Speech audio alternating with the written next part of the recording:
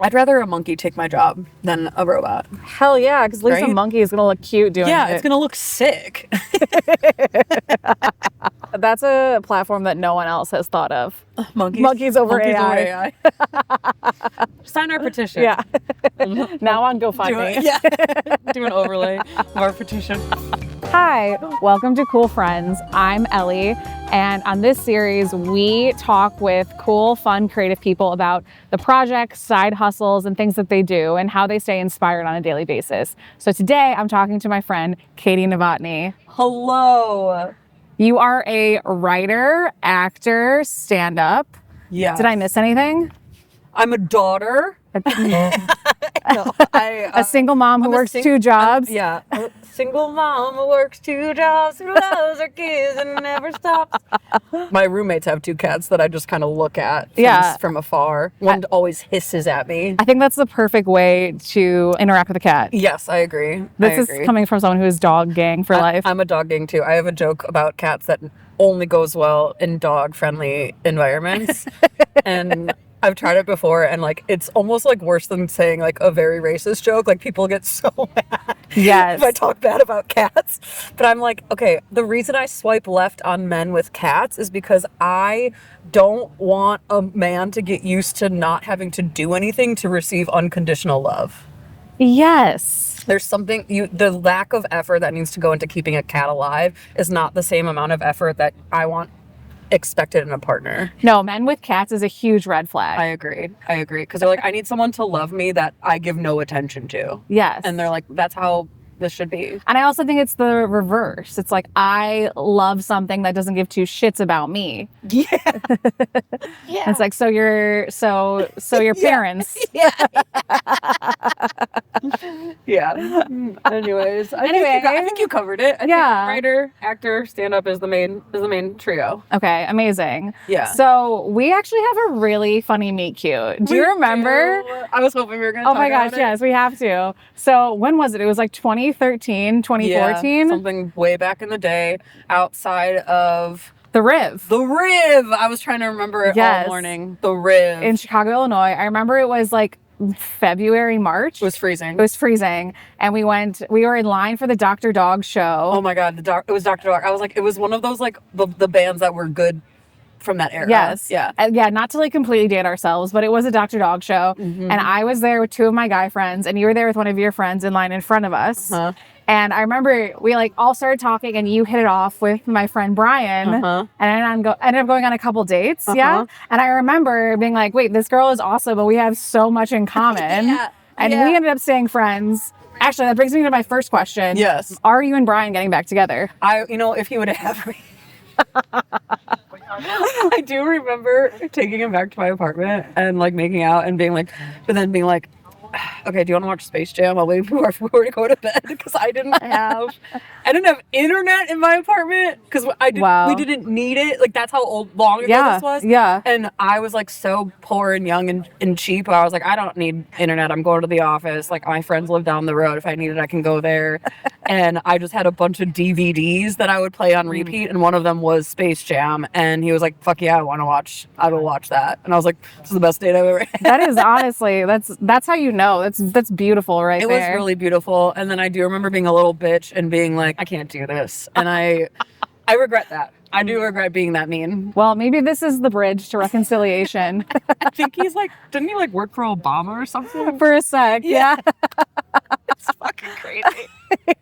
Yeah, but we've like hung out a lot. Yeah. That's why you stay. That's why this stuff is good. You stay close with your gal pals. Yeah. But it's like I just would be nice to like meet like just like a normal guy who is into something creative. Yeah. But isn't gonna compete with me or be intimidated by the fact every time I do stand up. Oh, I've always wanted to do that. I've always been told I should do stand up. And I'm like, that's awesome. Every guy has been told by someone that he should do stand up. I said, well, stop telling men to do stand up. And actually, you know what? You know what I do? I go, you should go. Here's an open mic. I give him an open mic, and I said, go try out your 5 minutes. Yeah, you got 5 minutes. Go try it out. Go see how it is. Because I just want them to feel how hard it is, and I want them to bomb. And I think that most of them would. I also think for a lot of people, it's more fun to say, people think I should do stand-up than actually do stand-up. It goes back to, can you complete something? Yes. Can you put your money where your mouth is and do something about it? Going off of that, I was going to ask, are people still surprised when women are funny? Yeah. Every single time. I did stand up. I think it's constant. Oh, that was better than I thought it was gonna be. Someone said that to me recently. I said, "Excuse." I can't believe you. You didn't have to tell me that. You didn't have to say anything, and you chose that. Yeah. But wow, that's really cool. So let's talk about stand-up. What made you want to pursue stand-up? And kind of going off of that, what trauma happened in your life? Okay, well, first of all, I never thought I was ever going to do stand-up because I was doing improv in Chicago and I couldn't get on any house teams, which is like the cool kids, the good cool kids. The cool kids of improv? The cool kids of improv. And like, I was like, oh, if I can't get on a IO house team, like I'm fucking trash, you know? Mm-hmm. Because of that, I started making my own stuff and I made a web series called Guilty. It was about growing up Catholic and being like a young adult wanting to like break all the rules but feeling bad about it. And then that second season got into New York Television Festival, which let you kind of like, you got to have all these like essentially general meetings with executives and like networks and stuff, like back when there was a path to success. Those were the days.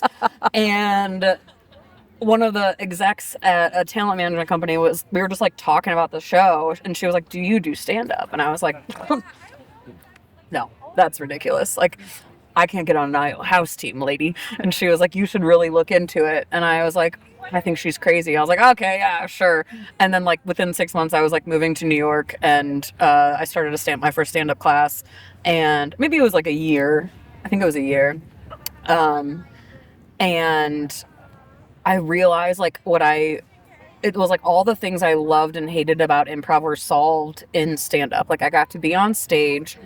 I got to perform because I'm very comfortable on stage. But what I hated about improv is I had no control over it.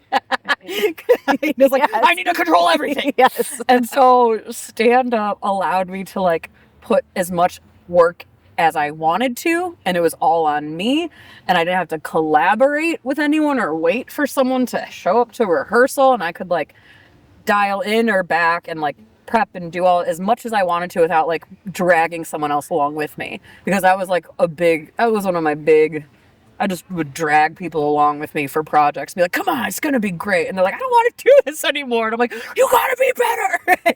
Like, it was not good. So that is like kind of how I started into the stand-up world. I was gonna say, from the outside looking in, you've always been someone who was like, we're making this, we're gonna make it happen, like whether it's a move, whether it's your like the web series, like you've always been someone who's a doer. And so That's nice. Yeah, I'm curious, like where do you find that energy and that like gumption to keep going when no one is telling you, there are no deadlines outside of the ones that you're putting on yourself? I think it like honestly is like how my dad raised me and like my parents, like how they were they were like my dad was intense, my mom was not as intense, but the balance of like my mom was a drama teacher, so I was like in theater like in 3rd grade, and then she started a drama club at my grade school. I was sick. She didn't cast me as the lead every year, which I thought was like super rude, but there's that trauma. Mm-hmm. Yeah. Then my dad was like he was really intense with me and my brother. My sister kind of like got the nicer version of him, but it was like this, if you're gonna say you're gonna do something, you have to see it through. Like if you're signing up for flute lessons, you're staying for the full 8 weeks. If you're signing up for gymnastics, if whatever, it's like you can want to quit in the middle, but it's okay to want to quit. You just can't quit. Like you have to keep going. And I think like that piece is definitely in me. And I think not being selected for 100 things for my whole life, it was like, well, I love this and I want to do it, so I guess I just have to figure it out myself.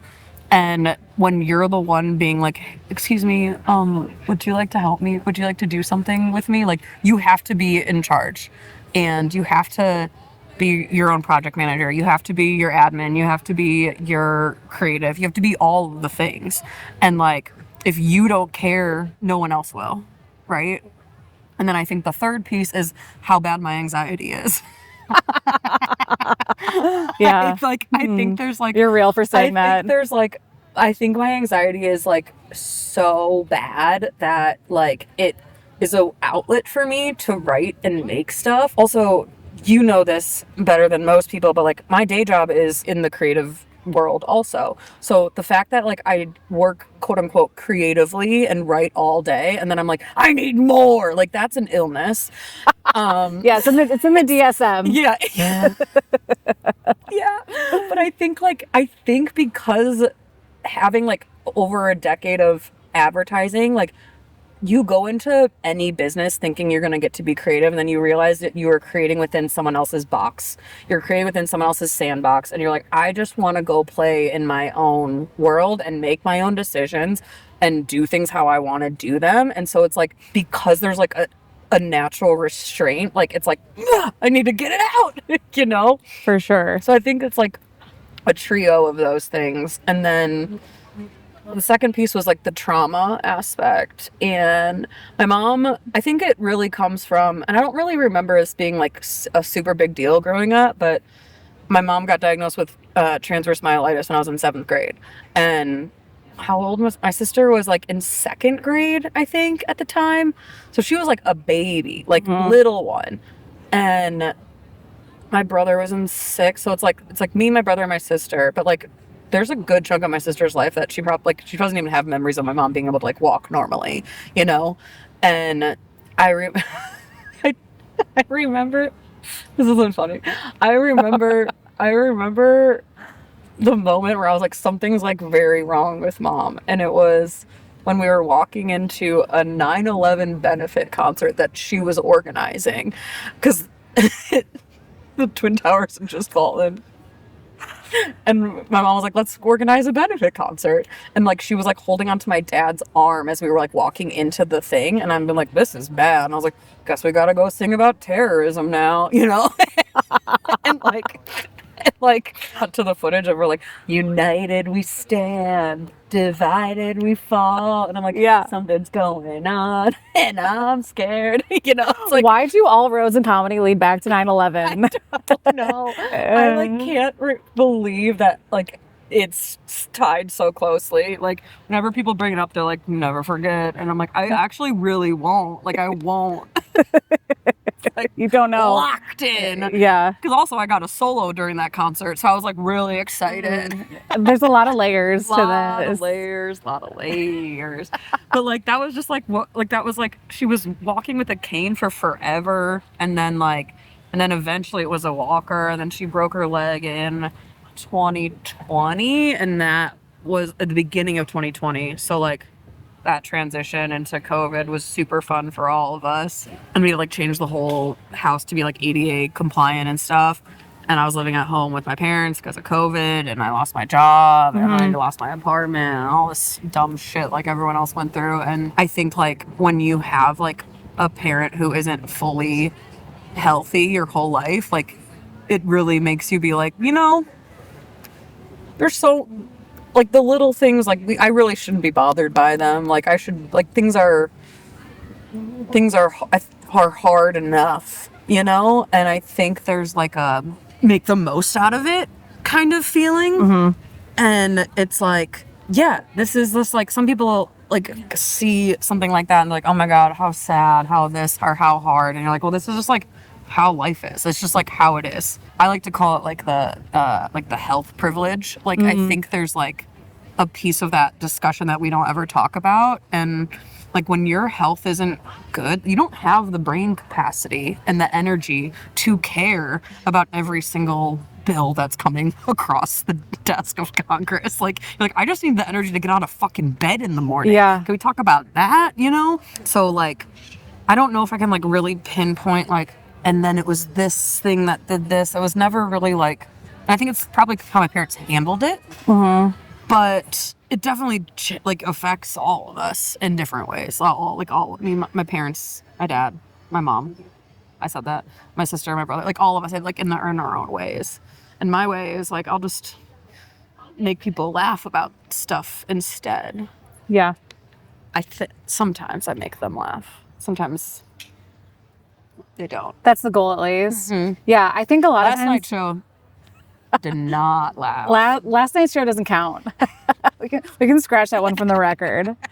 Every single comic was like, "You guys are really not having fun tonight," and that's when you know the audience does not want to be there. That's so wild.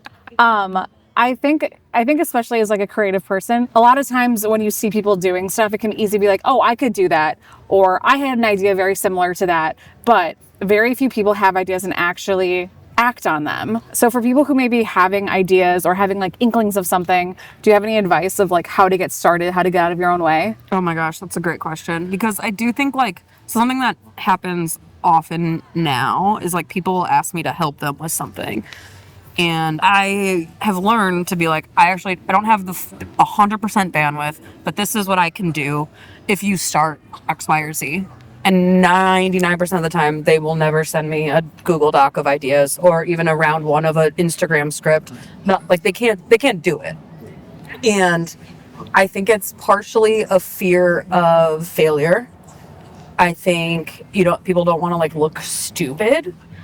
And the pro of what we do on a day-to-day basis is you are forced to come up with 100 ideas almost every single day.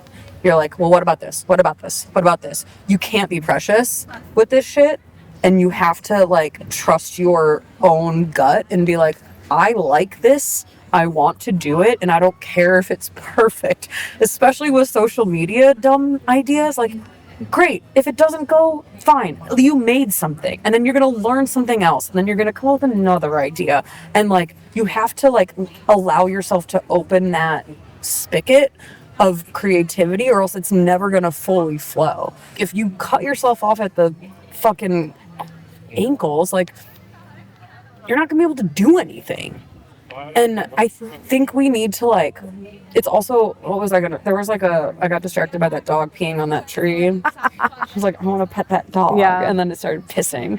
A lot of times I feel like we seek like, creators like will seek these people that are in quote unquote positions of power, and they'll go to a panel or they'll watch this or they'll go be like, well, how do I do this? Like, what's your recommendation to get famous? Like, that's really why a lot of people want to make stuff lately. And that's not going to help you. And the panels that I've sat through, a lot of times, like an HBO exec or a Comedy Central exec, or someone will ask one of them, what is your advice to people that are in the middle? And they'll be like, just keep going. And I hate that advice. I think it's so fucking stupid, and it doesn't help anybody, and it's infuriating because it's not actionable. I think they need to change that answer to be, you need to be curious. Like, if you can maintain your creative curiosity, it will inevitably lead you to learn and do new things. If you want to learn how to make a sketch in 60 seconds for Instagram with your phone, you're going to do it. If you want to learn how to do a short film, you're going to do it. If you're curious how to make a docu-series for social, or if you're curious about how to like make a content, you are going to start learning and listening and doing all that, and then that will lead you to making something. Just like keeping going is like, it's impossible. It's impossible. If you don't have the desire to learn new things, then you shouldn't be doing creative stuff. For sure. Going back to what you said about helping people out, I remember this interview with Sahil Bloom, and he was saying like he's an entrepreneur, he's a speaker, a TED talker, and he gets requests all the time from people saying like, I want your help, will you be my mentor, blah, blah, blah. And he always says, my first reaction is to say no to everyone and say follow up in a month. And he said 90% of people don't follow up. It's like, it's crazy, but it's also like a good reminder, like, oh, the work is just showing up. Yes. And following up when most people won't. Yes. I had someone say to me about a project that wasn't a project that she asked me to help her with. Well, I'm not a project manager. I said, too bad. Neither am I. No one wants to be a project manager. It's the worst job in the world. God bless the project managers. God bless project managers. I don't know how you guys survive on a day-to-day basis. It's Talk about anxiety. Oh my God. The babysitting adults. That's what you're doing. But if you care about this project and this idea and you want to see it through, you are going to project manage the fuck out of that. And ultimately it's like, is this a skill that I want to be able to know how to do and it'll benefit me as a business person, as a creative, as a human being. I like to call some things like portfolio pieces, like, and again, I think I'm lucky because of advertising. Like, some things are beautifully done and will never get any attention, and you're like, but I made it. We made it. And like the satisfaction of making, it's like, I genuinely believe like it's a miracle when things get made. 100%. You're like, do you have any idea how many bodies and brains and Google Docs and emails and conversations and phone calls and Teams messages and Slack messages went into making this 7-minute thing? No one knows. No.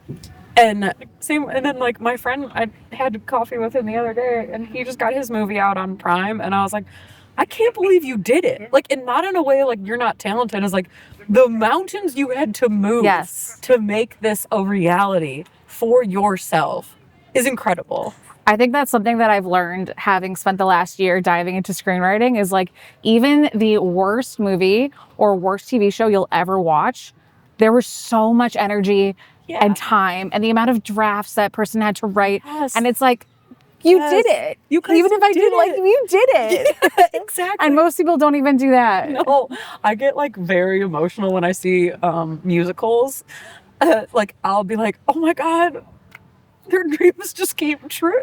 like they're like on their like 18th a week, they're just like they're robots up there at that point. But I'm like, this is a miracle. I can't believe that these people are singing, dancing on Broadway. Like, they got to they're on Broadway. Yeah. And yeah, that song was a weird choice, and I'm not sure why we did the costumes that way, but you guys did it. It's crazy.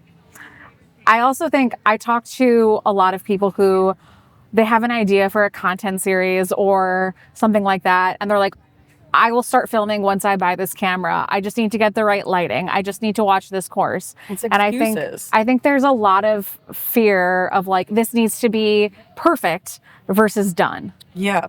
Yes.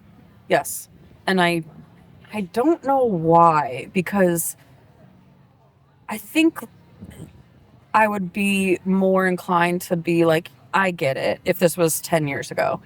But like, we all live in our phones, and the things that everyone likes on social media are the things that took 0.7 seconds to create.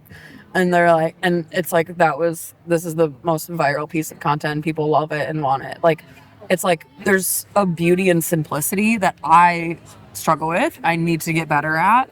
There is someone famous that said this, but it's like, your taste is always going to be up here when you start, and what you're capable of is going to be down here. So you have to make a lot of shitty things to get for your taste to equal your output. Every time I make something, I'm like, this is the best thing I've ever made, because it's true. Because it's better than what I made last time, because I know more, and I'm more experienced, and I'm more particular. I'm more graceful in how I talk to people. Like, all the ways how I manage my relationships on set, everything gets better every time. And so I'm like, oh man, that's going to be cool when it's like really good. Yeah, it's the hourglass. The hourglass 10,000 hours thing. Yeah. Like, we're always catching up to our level of taste. Yes. I think it's also like, you guys, if you don't want anyone to see it, put it privately somewhere. Post it privately. So it's somewhere. But like, there's also like this, like, I think there's like a deeper thing with creatives too. Like, I don't think a lot of creatives are artists are, in general, were not born to be seen like social media is to be seen, right? Like, they want to be seen for their ideas, their ways they bring a character to life, the way, like, their stories. It's not really about like them. Like, actors want to disappear into a role and be seen for like how that character is portrayed, and be seen for the emotions that are associated with this story and stuff like that. Writers never want to be on camera. They can't even speak in public, right? Like, stand-ups wanted to share their personal stuff in a room full of like 20 people, and now we're all kind of forced to broadcast this stuff on a day-to-day basis on social media, because the only way to build an audience is to do it on social media, because the studios who have 100,000 billion people and $100,000 billion don't know how to find an audience anymore for some fucking reason, even though they have 10,000 more resources than all of us. So it's up to us. Now it's even more up to us to create a following, create buzz, create ticket sales, be our own PR people. And that's not why 90% of us got into this. Yeah. It's really hard. And it's very like, I think there's like a good chunk of us who are not showy people. And you're like, oh, this feels gross. This feels gross. I don't want to do it. And I think when I'm in my good days with it, I'm like, well, if everyone knows I want to do this, but I'm doing it and I'm showing up as myself, I'm going to attract the right people. And I'm going to also learn how to talk about the things that actually matter to me, right? Like, and the thing, once people know that accessibility matters to me, books matter to me, sports matter to me, like those are the kind of things that I would kill to do projects for, right? So it's like I did the DraftKings like sports show last year because I posted like 3 softball content clips and someone saw it. But like that's kind of like, I'm trying to get in that mindset of like, what do you want people to know about you? So like when those right projects come, you are top of mind. Like if writers' rooms ever existed again, I'd love to be in a room where Catholicism is talked about in like this like complicated weird way, or like accessibility, or like I try to think more about social media now as like it's more of like, these are all these different parts of me. Like I'm not like, yes, I'm an actor, but I also have this. Yes, I'm a comic, but I also do this. Like, and that makes it feel a little bit better, because at the end of the day, that does put the power in your hands more. And it's like the power is in the people. Like the people are on social looking for their next people to work with. So it's like, that's how we have to network. It just is nauseating, and it makes you want to die a lot. For sure. Yeah. Yeah, that existential dread. Yeah, you're like, oh, I'm gonna post this. I'm gonna spend a couple hours on it, and it's gonna get about 50 likes, and I'm gonna jump out the window at 3:00. I'm gonna do it again tomorrow, and I'm gonna try to do it again tomorrow. Break another leg. I don't care. I think a lot of creatives struggle with, there's the creativity aspect of it, but then you also need to know the commerce side of it. Oh my God. I think we're lucky because we've been corporate sellouts since we were out of college. Yeah. Since day one. And anyone that thinks that's a dumb idea I'm like, what are you guys doing?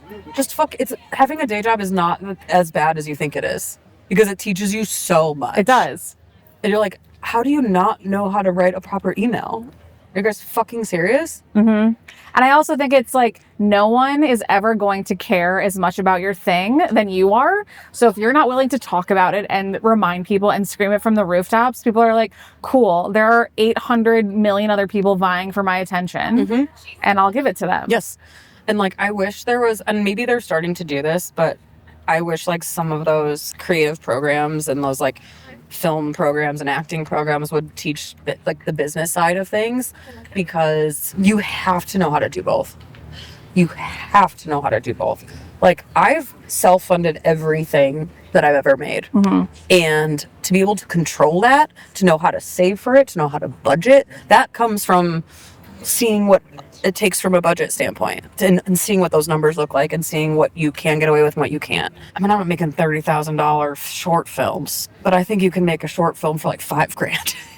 If you really want to figure it out, you could. I'm like, you guys are fucking throwing money away. But the other, like those other business pieces, it's not just like the money, it's the relationships and how to have those hard conversations, how to be a collaborator, how to take a note without fucking bursting into tears. I remember being a junior copywriter at an internship, Crispin Porter Boguski. First, they were like, we need headlines. I gave 50 headlines. I gave it to the creative director. It was like 9:00 at night. It was like one of those like cool internships where you're working 60 hours for minimum wage. Where you kill yourself, yeah. Yeah. And he went like this. He was talking to someone else, and he just threw it in the wastebasket. He just threw it out right in front of my face. And I was like, And I like turned around and just like, I was like, are you? What does that do for anyone? I'm not learning anything. Wow. You're a fucking dick. I hope he's out of a job right now, but that's besides the point. I just like, I remember, and then I also remember like even a couple of years after that, it's like, well, this idea is not working because of X, Y, and Z, and being like mad about it. It's like, it's no one's fault. It's because we don't have the production budget. It's because the client actually doesn't want us to talk about that thing. So even though they said they did 2 weeks ago, like now we have to cut that one. And just learning how to kind of be like, okay, cool, let's pivot and I can tweak it this way. And that automatically makes you a better creative collaborator, etc. Right? If you are so stuck on your own idea and like not hearing from anybody else, and that also comes from for an actor's standpoint too, no one's going to want to work with you. And that's also not how the best creative gets made. It's like, I want to know how you're taking that. What is your idea? How do you think it could be better? That's where those diverse perspectives come into play, and that's when the really cool things top off, right? And I think so many artists don't have like real world experience, and the first time they're getting those notes is on set, and that's why so many things kind of can turn into a very tumultuous environment. Yeah, I think that there's something, like the old adage is like writing is rewriting, but I feel like we've had the specific kind of training where you've been working all week on something, you haven't taken a lunch break, it's approaching 10 o'clock at night, you're still in the office, you need a whole round of new ideas and scripts by tomorrow to present to a client, and you're just running on fumes. And somehow, I'm not saying it's the healthiest, but somehow you figure it out and the thing gets made. And it's probably better than the first beat idea you had. But like also, I think there's like, it's like learning how to be able to do both, right? Learning how to be able to like, I can stretch this a little bit further, but also learning that like this first idea that we came up with 6 weeks ago is probably the good one. And we did like the business version of overthinking. And that's why I hate long timelines with like campaign ideas, because I'm like, it's just going to get diluted and diluted and diluted, and people are going to question stuff, and then leadership's going to be like, do people really know what toothpaste is though? And you're gonna be like, what? Yes. And you're like, yes. And you have to like start over with a concept that doesn't have anything to do with toothpaste, even though you're talking about gum health or whatever. You're like, I guess we could do that, but like, it's like it's like, there's all these like internal skills that you have to have as a creative, and like, some of it is relationship building, some of it is feedback, some of it is business, but a lot of it is like the mental muscles that you have to have in place to get through something like that. And even sales. I remember when I was first starting out, I thought pitching was the dumbest thing ever. I was like, my ideas are brilliant. They'll be able to stand on their own. Why am I even doing this? And then you realize like, no, not everyone can see what's going on up here. You need to be able to convey and sell with emotion to get people on board to buy the things that you're trying to make. Yes. And that's like honestly one of my biggest like, I'm like, thank you for that. I don't know how deep you want to get into this, but like when the strikes were happening and I was watching all this go down, I'm not a member of the WGA. It was always an aspiration. But I remember a lot of people being very upset that seemingly learning for the first time that Netflix wasn't in it for the creative. And I was like, they never were.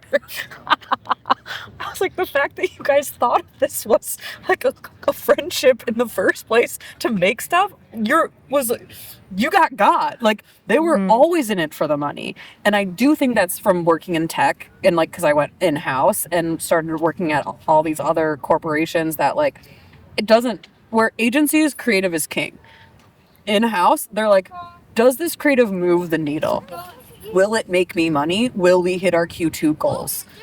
If it doesn't, I don't want to fucking hear about it. Yeah. And learning if we're not talking in cues, I don't want to hear it. Yeah. Where's the percentage point? Where's the ROI? Here's the ROI. The KPIs. The KPIs. How many, what was the reach? What was the engagement? Yeah. And it's like, and what I had to learn as a creative was to learn how to speak their language and say, okay, so they're going to react positively if I can find a number that says, based on last round's creative, this type worked the best. And that is why that combined with this new insight is why we're here and why we think this is going to work well. And they're like, proof.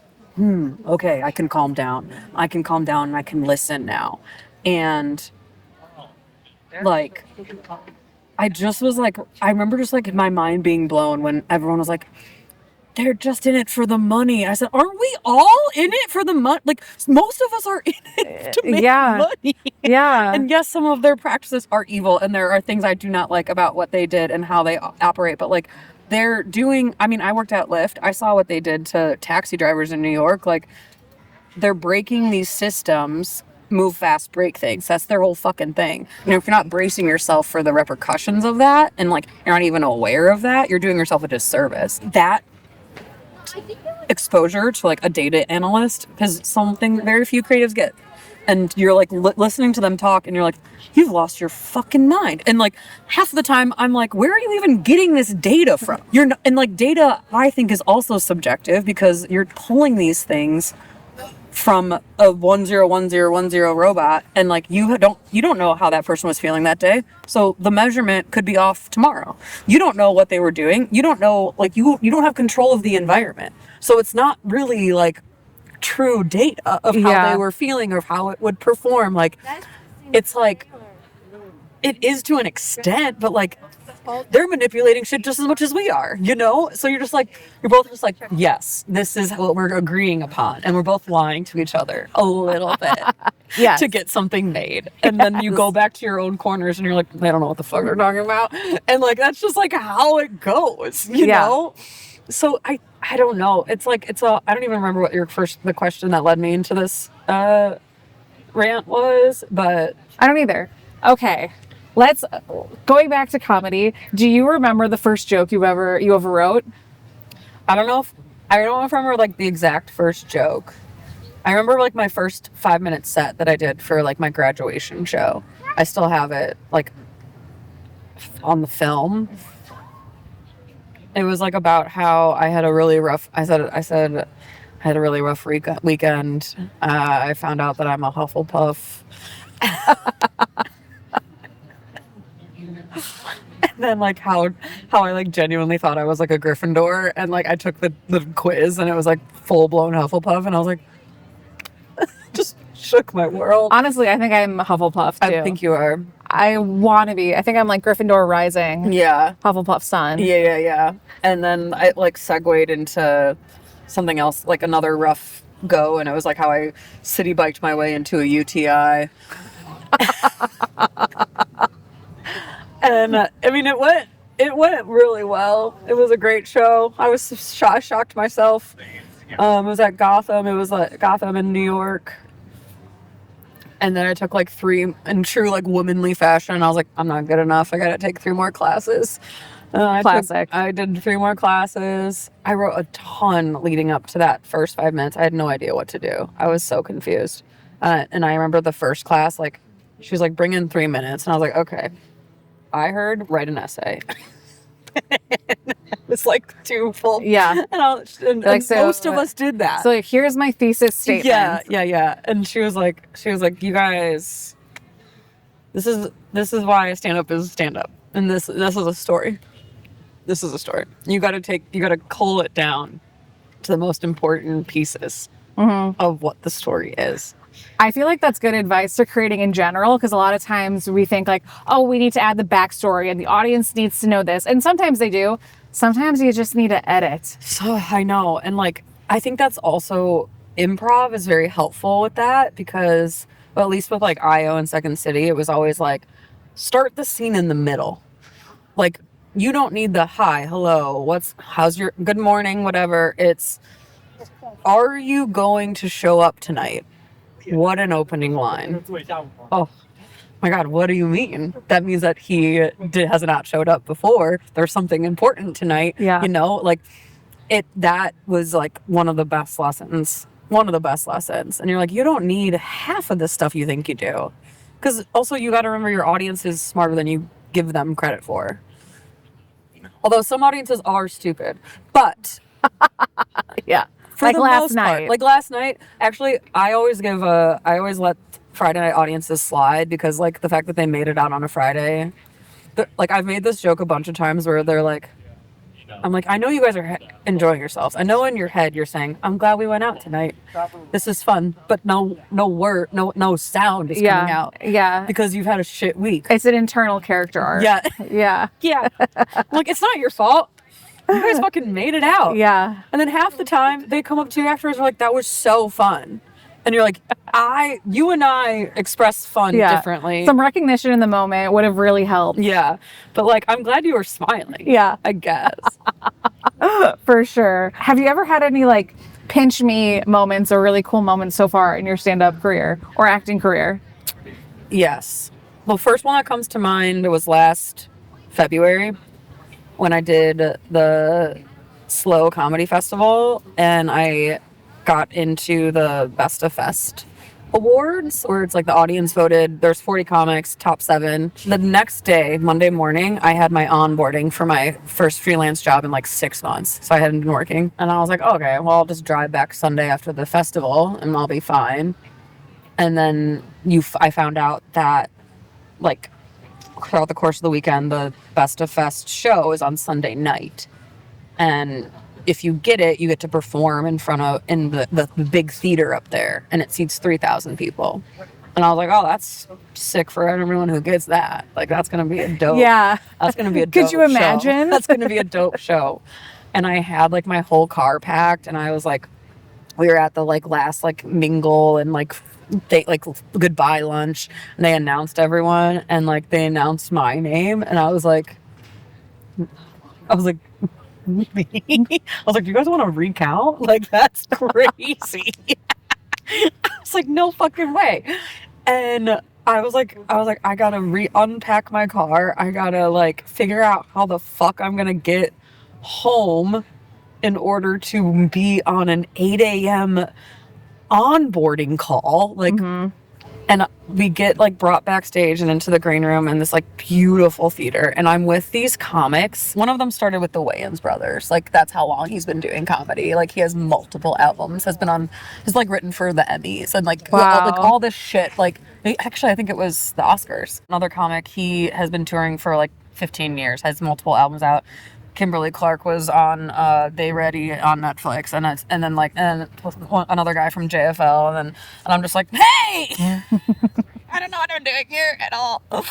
And I was so scared and like also so proud because the first night I did my set and I was like, they didn't really seem to be on board until I got like 3 minutes in.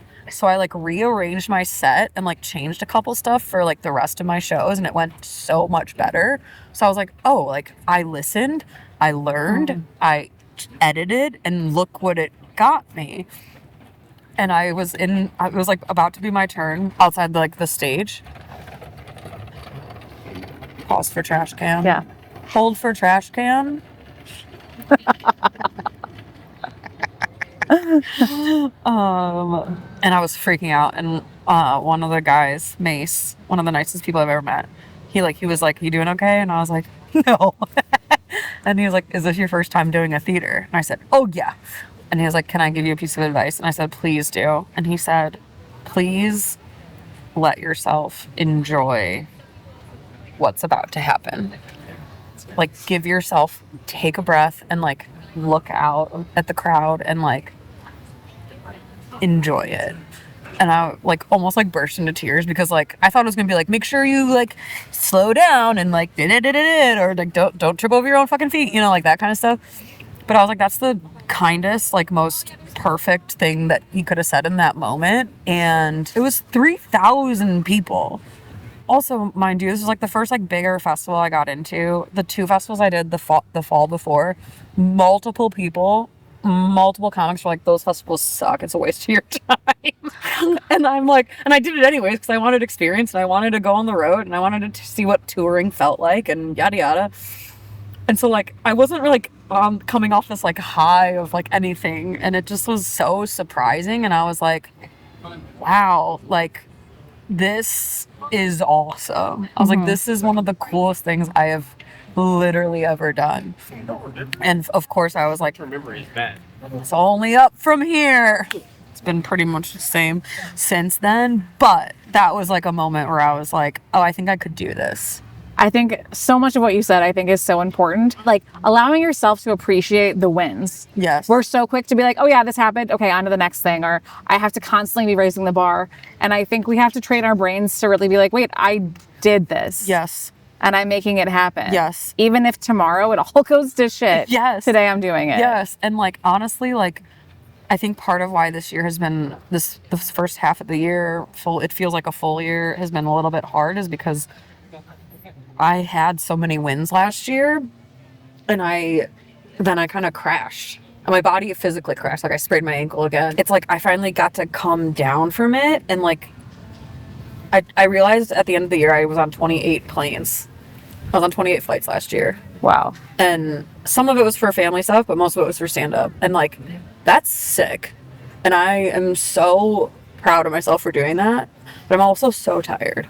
And I think like I've been like beating myself up for like not like pushing in certain directions or writing a whole new 15 minutes and all this stuff. And I was like, well, these festivals got me to do feature work on the road. And then be able to, now I know I have a half hour. And now I've done enough times where I'm like, I think I want to film my half hour. And like, can't that be good? Mm-hmm. Can't that be enough? Like, can't you take a moment to be like, I've been working towards this thing since I moved out here in 2021.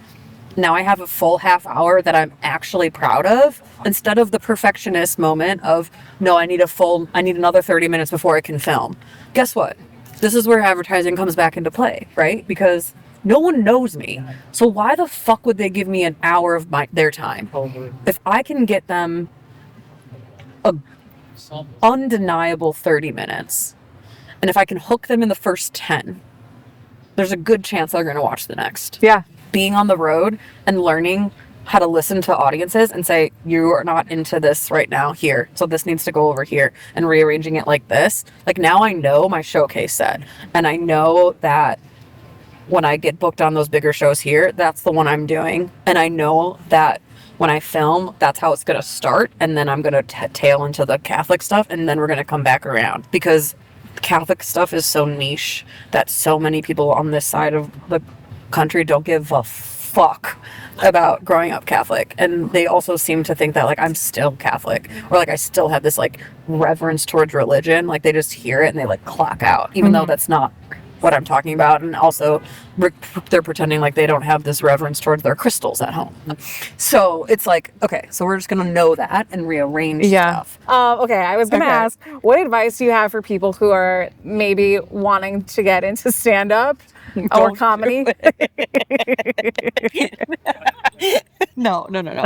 I think, okay, is there anything more specific or just general advice?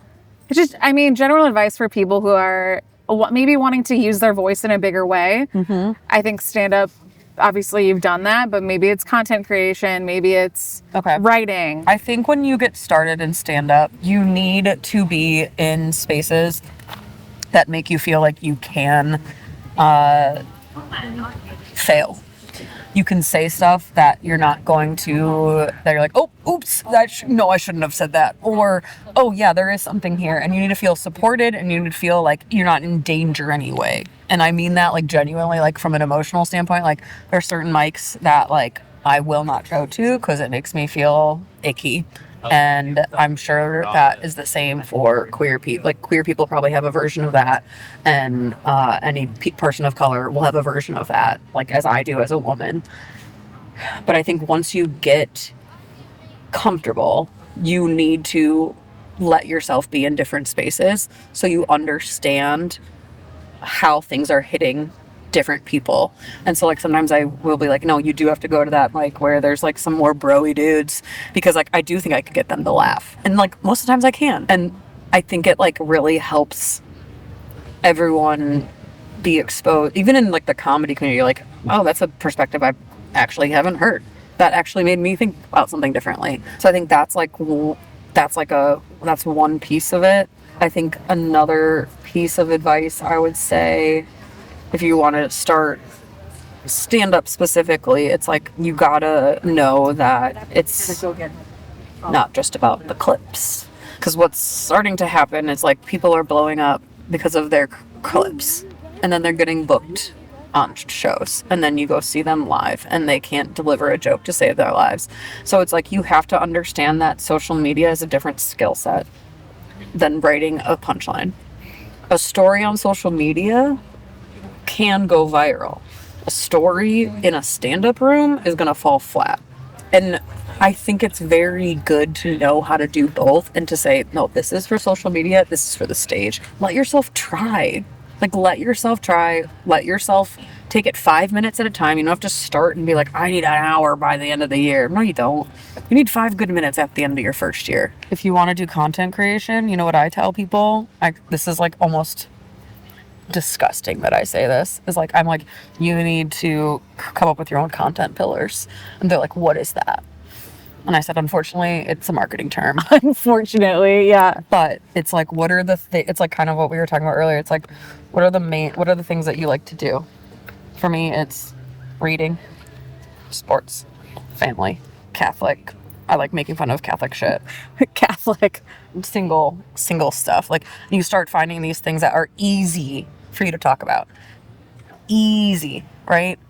And then you kind of start like, how I tell people, I say, now that you have like 1 to 3 ideas of like areas, then you go watch 100 TikToks and Instagrams in those areas. And then you say, oh, that's an easy format I could film and do myself. And then you go make it. Oh, that one's, and you start getting used to the easy ones. You know what's an easy one? The 7 seconds of people being like, and then 100 things of words and over a trending audio. Literally, a monkey could do that, you know? And monkeys do. And they do. Yeah. And we should be all supporting monkeys over AI. Yeah. I'd rather a monkey take my job than a robot. Hell yeah, because at least a monkey is going to look cute doing it. Yeah, it's going to look sick. That's a platform that no one else has thought of. Monkeys over AI. Sign our petition. Yeah. Now on GoFundMe. Do an overlay of our petition. No, but I really relate to something you said, because as someone who is a writer and a screenwriter, so much of the work that I'm doing is internal, right? It's me sitting on a bed in a cafe at a desk, writing and rewriting and playing mental gymnastics, thinking through 100 different scenarios. I'm not posting about it. Mm-hmm. There's nothing exciting about that necessarily. Mm-hmm. It's such an internal process, but giving yourself the space to do that still, even though you're not necessarily being seen or bragging or in the south of France. I also think there's like a creative lifespan, right? Like your creativity goes in phases. So if like you're in the writing phase, you don't really need to be in the content creation phase. If you're in the content creation phase, you don't really need to be in the production phase, like the pre-pro. Like there's all these different ways you can like dial your shit on and off. And so you can take the pressure off yourself of having to do all of it all the time. If I had a social media manager, I'd be on every platform. Let me tell you, I just can't keep up. I feel you. Yeah. Well, the whole point of this series is to connect with my creative friends in like a non-cringy way, to like build my circle of cool people. Hell yeah. And so I'm asking everyone I interview if you'll connect me to your coolest friend to keep this circle going. Fun. Okay. Yes. I have to think. I have a couple people that immediately popped into my mind. Sarah and Emily are like the two that I think would be really good, because they're both like such doers. Sarah is an actor who's also from she has like Chicago roots. She was there for a while, and she's also a singer, but she also started her own business and she basically is doing like the cool version of Miss Rachel out here. And so she does like her songs will be like more Fleetwood Mac and right on. Yeah. So like the fact that I can't believe that she has the gumption to start a business in Los Angeles at this time and place, and she's fucking thriving, and it's incredible.